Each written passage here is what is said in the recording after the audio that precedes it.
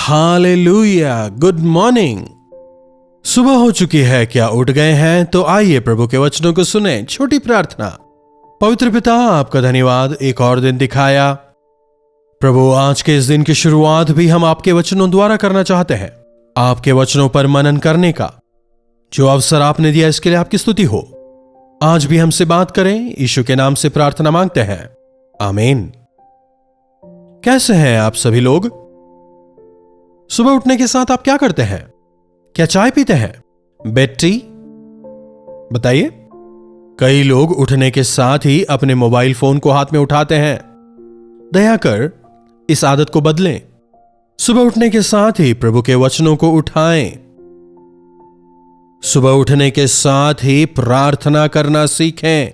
तब आप स्वयं अपने जीवनों में आशीष पाएंगे। उतना ही नहीं, अनेकों के लिए आशीष का कारण बनेंगे। विशेषकर अगर आप मां बाप हैं और चाहते हैं कि आपके बच्चे जो हैं वे आशीष पाएं, तो सबसे पहले आपको यह सीखना होगा। सुबह सवेरे उठकर अय्यूब अपने बच्चों के लिए विनती करता था। आज कई सारे लोग अपने जीवनों में सुबह के समय का मोल नहीं समझते। कईयों के जीवन में तो प्रार्थना का समय ही नहीं है। क्या प्रार्थना करते हैं? व्यक्तिगत प्रार्थना, कमरे में जाकर दरवाजा बंद करके प्रार्थना करते हैं? क्या परिवार में फैमिली प्रेयर है? मेरा परिवार ही नहीं है, ठीक है, अगर रूममेट्स हैं उनके साथ में मिलकर प्रार्थना करें। अविश्वासियों के साथ ना रहें, विश्वासियों के साथ रहें। अगर हॉस्टल्स में हैं तो वहां पर कई सारे विश्वासी बच्चे होंगे ना, उनके साथ मिलकर प्रार्थना करें। व्यक्तिगत प्रार्थना करें, पारिवारिक प्रार्थना करें। क्या आपके बच्चे हैं तो आपको ज्यादा प्रार्थना चाहिए। आपके लिए नहीं, बच्चों के लिए आपको प्रार्थना करनी है। क्या रिश्तेदारों ने उद्धार पाया है तो उनके लिए आपको प्रार्थना करनी है। संसार में अगर हम देखें तो सब कुछ उथल पुथल हो गया है ना। आपदाओं के विषय सुनते हैं। विभिन्न प्रांतों में विभिन्न प्रकार की परेशानियों से इंसान गुजर रहे हैं। जहां कहीं सुनिए अन्याय और अपराध के विषय ही सुनते हैं। हमें देश विदेश के लिए प्रार्थना करने की जरूरत है। अगर आप यीशु मसीह के लहू के जरिए छुड़ाए हुए लोग हैं या सेवक हैं, अगर कलीसिया के अगुए हैं, अगर आप परिवार के मुखिया हैं, हर एक पिता बच्चों का चरवाहा है, हर एक मां बच्चों के प्रति जवाबदेह है। एक वचन देखिएगा यशायाह की पुस्तक, उसका 62वां अध्याय 6वीं आयत के आखिरी भाग से। हे यहोवा को स्मरण करने वालों, चुप ना रहो, और जब तक वे यरूशलेम को स्थिर करके उसकी प्रशंसा पृथ्वी पर ना फैला दें, तब तक उन्हें भी चैन ना लेने दो। हे यहोवा को स्मरण करने वालों। यहां पर हम कौन हैं? यहोवा को स्मरण करने वाले। जो बड़े बड़े लोग होते हैं ना, जो अधिकारी होते हैं, उनके एक पीए होते हैं, उनके पर्सनल असिस्टेंट। वे जो पर्सनल असिस्टेंट हैं उन्हें याद दिलाते रहते हैं, आज हमें यहां पर जाना है, हमें उस कार्य को करना है, कहकर उन्हें याद दिलाते रहते हैं। क्योंकि उनके पास बहुत सारे काम होते हैं, तो ये असिस्टेंट उन्हें याद दिलाते रहते हैं। यहोवा परमेश्वर संसार पर दया दिखाएं, परमेश्वर अपने कार्यों को करें। उसके लिए हम जो कि मसीह यीशु के लहू से छुड़ाए गए लोग हैं, और मसीह यीशु हमारे मध्यस्थ हैं और वे हमारी मध्यस्थता करते हैं, इसलिए उन चीजों को याद दिलाने वाले बनना है। यहोवा के स्मरण करने वालों। प्रभु मुझे स्मरण करें। मुझे बाइबल में यह प्रार्थना काफी पसंद है। क्रूस पर लटके हुए उस चोर ने प्रभु यीशु मसीह से क्या प्रार्थना की? हे प्रभु, अपने राज्य में आप मुझे स्मरण करें। छोटी सी विनती, अपने राज्य में मुझे स्मरण रखें, मुझ पर अपने अनुग्रह की दृष्टि बनाए रखें, मुझे आप स्मरण रखें प्रभु। जब हम प्रभु से विनती करते हैं, प्रभु हमारी विनतियों को सुनते हैं। ना केवल अपने आप के लिए, बल्कि जो अन्याय हो रहे हैं उनको लेकर, परेशानी में पड़े लोगों के लिए, शैतान के बंधनों में पड़े हुए लोगों को याद करते हुए हमें प्रभु से विनती करनी है। देखिए, जब हम प्रभु यीशु मसीह के प्रेम से भर जाते हैं और उनका स्वभाव हम में आता है, हम उन्हीं की तरह व्यवहार करते हैं। इस समय प्रभु यीशु क्या कर रहे हैं? क्या सिंहासन पर बैठकर वे सो रहे हैं? पिता के दाहिनी ओर बैठकर विनती कर रहे हैं कि कोई भी नाश ना हो। आज मसीह यीशु के प्रेम को जानने वाले हमें दूसरों के लिए विनती करनी है। यहोवा को स्मरण करने वालों, चुप ना रहो। और जब तक वे यरूशलेम को स्थिर करके उसकी प्रशंसा पृथ्वी पर ना फैला दें, तब तक उन्हें चैन ना लेने दो। यहां यरूशलेम के बजाय अपने आप को डाल लें, अपने परिवार को डाल लें, अपने बच्चों का नाम डालें। प्रभु, आपने मुझे यह वायदा दिया है ना, मेरे बच्चों के विषय आपने यह वायदा दिया है ना प्रभु, मेरे परिवार के विषय आपने यह कहा है ना, जब तक आप इस वायदे को पूरा ना करें मैं चुप नहीं रहूंगा। प्रभु, इस वायदे को पूरा करें। प्रभु से विनती करें। कई लोग वायदे ले लेते हैं, बाइबल में रख लेते हैं या बाइबल में अंडरलाइन करके रख लेते हैं।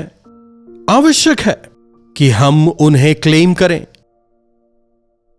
कि हम उन्हें स्मरण रखते हुए परमेश्वर से विनती करें, प्रभु से मांगें, प्रभु से कहें, प्रभु इन वायदों को पूरा करें। देखिए, प्रार्थना केवल अपने आप के लिए नहीं है, हमें दूसरों को याद करते हुए भी विनती करनी है। 6वीं आयत के शुरुआती भाग को देखिए। हे यरूशलेम, मैंने तेरी शहरपनाह पर पहरे हुए बैठाए हैं, वे दिन रात कभी चुप ना रहेंगे। जिस प्रकार पहरुए जो है वे निरंतर पहरा देते रहते हैं, उसी प्रकार एक पिता के तौर पर आपको अपने परिवार का पहरा देना है। एक मां के तौर पर आपको अपने बच्चों की निगरानी करनी है। हर एक बड़े भाई को अपने छोटे भाई बहन के विषय जिम्मेदार रहना है। जब परमेश्वर ने कैन से पूछा, तेरा भाई हाबेल कहां है, वो क्या जवाब देता है? मैं क्या अपने भाई का रखवाला हूं? उसका मन कह रहा है हां है। हर पति अपने पत्नी की और पत्नी अपने पति की रखवाली करे तो वो परिवार बना रहेगा। परिवार में परीक्षाएं नहीं आएंगी, शैतान कार्य नहीं करने पाएगा। भले ही आजकल के इन दिनों में जो रात को पहरा देने वाले चौकीदार वगैरह हैं ज्यादा नजर नहीं आते, लेकिन जब हम छोटे थे, हम गवर्नमेंट क्वार्टर्स वगैरह में रहते थे और वहां पर जो है रात होने पर चौकीदार हुआ करते थे जो रात भर उस पूरी कॉलोनी में घुमा करते थे और जागते रहो चिल्लाया करते थे। हर थोड़ी देर में जोर से पुकारते थे, सब सावधान रहो, जागते रहो। घर के सारे दरवाजे वगैरह बंद कर लिए हैं या नहीं, एक बार फिर से देख लो। आजकल भले ही फ्लैट्स वगैरह हो गए हैं, केवल एक ही दरवाजे वगैरह हैं, लेकिन उन दिनों में आगे एक दरवाजा, पीछे एक दरवाजा, दाएं एक दरवाजा। किस दरवाजे से शैतान भीतर घुसेगा हम नहीं जानते, इसीलिए सावधानी से रहो। अगर वो करीब आए तो भी घबराने की जरूरत नहीं है, क्योंकि मैं यहां पर हूं। एक रखवाले के तौर पर हमें भी यही करना है। ना केवल हमें प्रभु से विनती करनी है, हमें दूसरों को सावधान करना है, उन्हें चुप नहीं रहने देना। बाहर जा रहे हो, सावधान। अविश्वासियों से मिल रहे हो, सावधान। तुम्हारा चाल चलन ठीक नहीं है, सतर्क हो जाओ। कहते हुए प्रार्थना करने वाले जो लोग होते हैं या जो मां बाप होते हैं अपने बच्चों को चिताते हैं, जो सेवक होते हैं अपनी कलीसिया के लोगों को चिताते हैं। आज के माहौल के लिए यह काफी अधिक आवश्यक है। उनका जीवन, उनके विषय मुझे नहीं पता। मसीही भक्ति ऐसी नहीं हो सकती। हमें अपने पड़ोसियों से अपने समान प्रेम करना है, मतलब हमें उनके विषय जिम्मेदार होना होगा। अरे, अमेरिका में बाढ़ आई तो उससे मुझे क्या लेना देना, उसका प्रभाव हम पर पड़ेगा। संसार में कहीं भी कुछ भी क्यों ना हो, प्रभाव सब पर पड़ेगा। अरे, कोरोना केवल चाइना में आया है ना कहने से नहीं होगा, पूरे संसार पर प्रभाव पड़ा ना।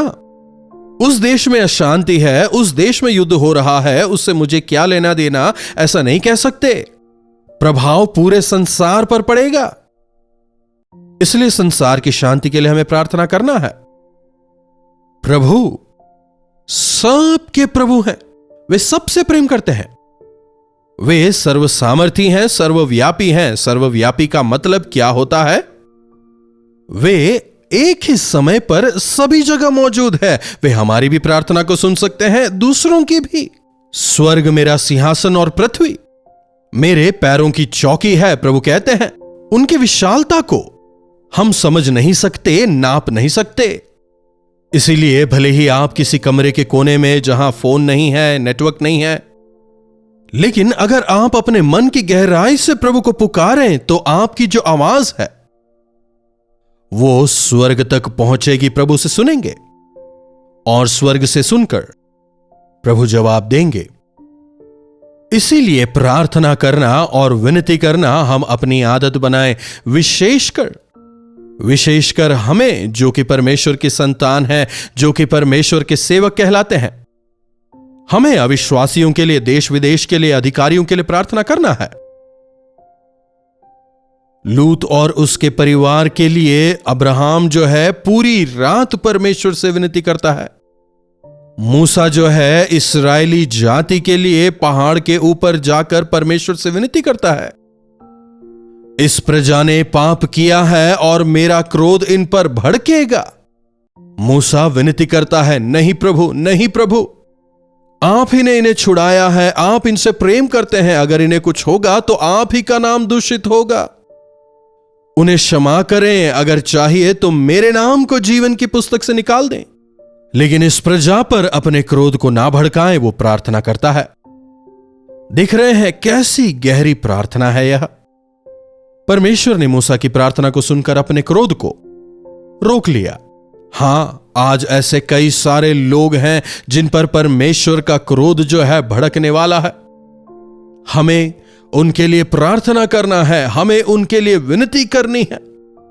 प्रभु उन्हें क्षमा करें, प्रभु उन पर आपकी दया हो।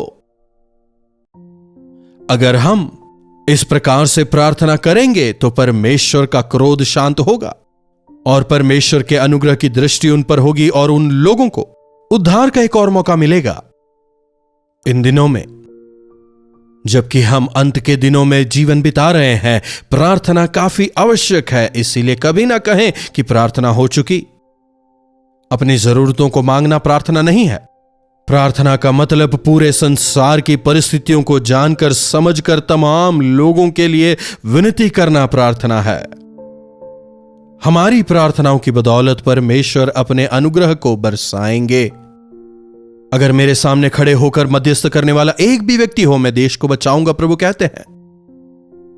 पापी मनुष्यों और पवित्र परमेश्वर के बीच में खड़े होकर मध्यस्थ करने वाला, परमेश्वर के प्रेम को लोगों को बताकर और लोगों की गलतियों के लिए परमेश्वर से माफी मांगने वाला अगर कोई हो, वे कह रहे हैं वे अनुग्रह दिखाएंगे। इसीलिए यीशु मसीह हमारे मध्यस्थ हैं।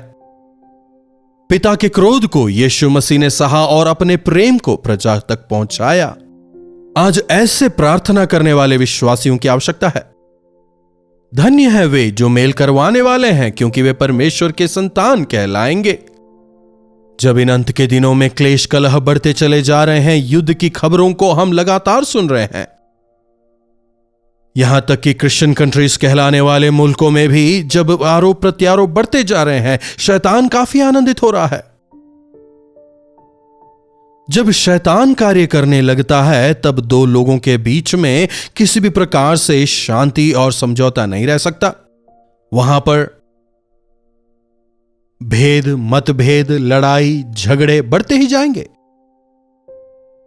यीशु मसीह के नाम से अगर हम प्रार्थना करें और एक दूसरे को क्षमा करें तो आशीष पाएंगे और दूसरों के लिए आशीष का कारण बनेंगे। हे यहोवा को स्मरण करने वालों, तुम चुप ना रहो जब तक वे यरूशलेम को स्थिर ना कर लें, मतलब जब तक वे आपके परिवार को स्थिर ना कर लें, जब तक वे आपको उद्धार ना दे दें, जब तक आपके देश में परमेश्वर की शांति ना हो जाए, संसार भर में प्रभु की शांति ना हो, चुप ना रहें। यकीनन यह सब कुछ प्रभु यीशु के दूसरे आगमन के बाद ही होने वाला है, कहने का मतलब तब तक प्रार्थना करें। वो दिन कब आएगा तुम नहीं जानते, इसीलिए जागते रहो और प्रार्थना करते रहो। प्रार्थना, प्रार्थना, प्रार्थना। प्रभु से बात करना, प्रभु से वार्तालाप करना, प्रभु से संगति करना, इसे अपने जीवन की शैली बनाएं। प्रार्थना। महापवित्र पिता परमेश्वर, प्रभु इन अंत के दिनों में प्रार्थना करना कितना महत्वपूर्ण है, एक बार फिर से अपने वचनों के जरिए आपने हमें चिताया है। आपका धन्यवाद प्रभु। हम सबों की मदद करें कि जब हम हमारे आसपास की अवस्थाओं को, अशांति को देखते हैं, अन्याय होते हुए देखते हैं, उन तमाम चीजों को देखकर हम अनदेखा करने वाले ना हो, बल्कि उनके लिए आपके सामने आकर विनती करने वाले, जो लोग आपके प्रेम को नहीं जानते हैं, उनके लिए खड़े होकर आपसे मध्यस्थता करने वाले हम हो जाएं। हर समय प्रार्थना और विनती करते हुए आपके सानिध्य में जीवन बिताने का अनुग्रह दें। महिमा आपको देते हैं, प्रार्थना यीशु के नाम से मांगते हैं, आमीन। अब हमारे पिता परमेश्वर का प्रेम, प्रभु यीशु मसीह का अनुग्रह, पवित्र आत्मा की संगति और सहभागिता हम में से प्रत्येक के साथ आज, कल और सर्वदा बनी रहे। आमीन। प्रभु परमेश्वर की महिमा हो। अपने प्रार्थना विषयों को आप हमें 9884907779 पर व्हाट्सएप, वॉइस मैसेज या टेक्स्ट के जरिए भेज सकते हैं। हम अवश्य आपके लिए प्रार्थना करेंगे। ना केवल प्रार्थना विषय बल्कि अपने प्रेज रिपोर्ट्स भी भेजें। प्रभु की भलाइयों को याद करते हुए हम सभी मिलकर प्रभु की स्तुति करेंगे, प्रभु को महिमा देंगे। चैनल को लाइक करें, सब्सक्राइब करें, शेयर भी करें। इन्हीं वचनों के साथ मैं आपसे विदा लेता हूं। प्रभु आप सबों को आशीष दे।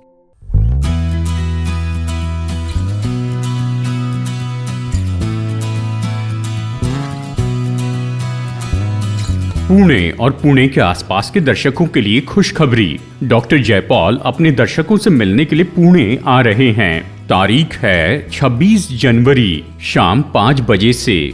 जगह है YMCA इंटरनेशनल सेंटर, न्यू रास्ता पेट, क्वार्टर गेट के पास, पुणे। अधिक जानकारी के लिए हमें फोन कीजिए 8939393939 पर और आकर डॉक्टर जयपॉल से मुलाकात करना न चूकें।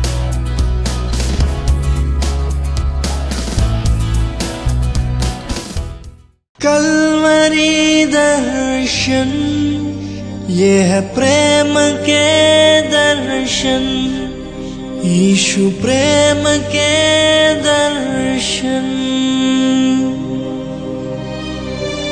कल्वरी दर्शन,